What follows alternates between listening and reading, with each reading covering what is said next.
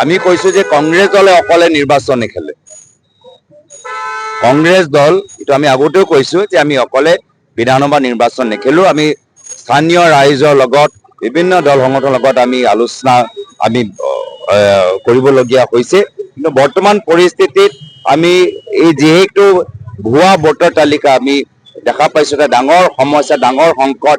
বেংগালুৰুত এটা বিধানসভা সমষ্টি য'ত 6 লাখ ভোটাৰ ৰেজিষ্টাৰ হৈ আছিলে, তাত প্ৰায় 1 লাখ ভুৱা ভোটাৰ ওলাইছে।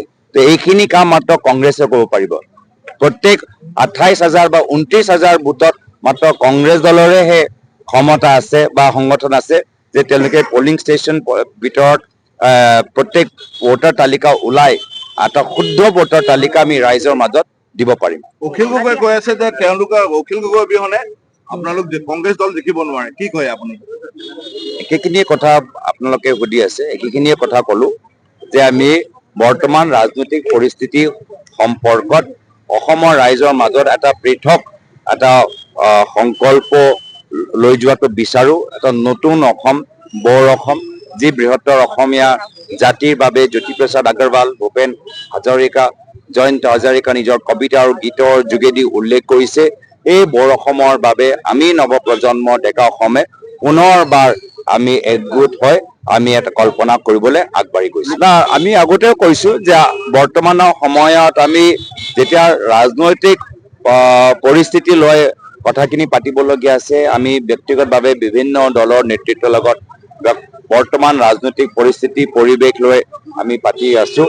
আৰু লগে লগে আমি নিজৰ সংগঠনটো শক্তিশালী কৰাটো যথেষ্ট গুৰুত্বপূৰ্ণ। আজি তাৰিখত আপোনালোকে দেখা পাইছেই যে কিমান ভুৱা আজি মানুহবোৰ আজি ভোটাৰ তালিকাৰ ভিতৰত সোমাই গৈছে।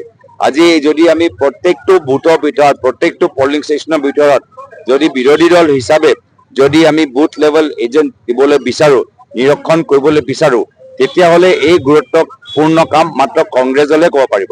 মাত্ৰ কংগ্ৰেছ দল একমাত্ৰ এটা বিৰোধী দল যি দলৰ প্ৰত্যেক পলিং ষ্টেচনত মানুহবোৰ আছে।